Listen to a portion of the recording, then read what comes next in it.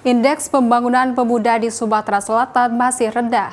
Komite OSIS Nasional bersinergi dengan TVRI Sumatera Selatan guna meningkatkan potensi pemuda.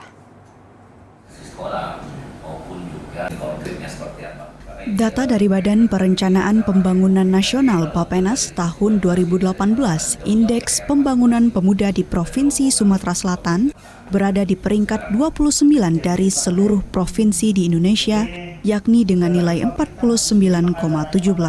Angka ini termasuk rendah, terutama indeks pendidikan masih berada di urutan ketiga terendah di nasional.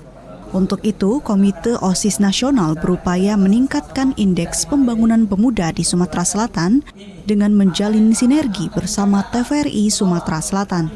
Ketua Umum DPP Komite OSIS Nasional, Raden Ahmad Wahyu Saputra mengatakan, media memiliki peran penting dalam pembangunan pemuda dengan memberikan informasi mengenai kegiatan pemuda dan menghadirkan konten yang dapat meningkatkan minat atau potensi pemuda di Sumsel.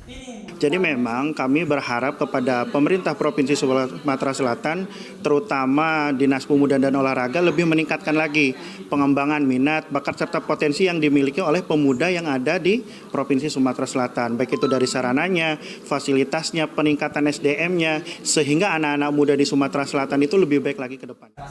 Sebagai media pemersatu bangsa, TVRI Sumatera Selatan menyambut baik inisiasi dari para pemuda Sumsel dan akan merencanakan program baru yang dapat mendorong semangat para pemuda dalam membangun daerahnya.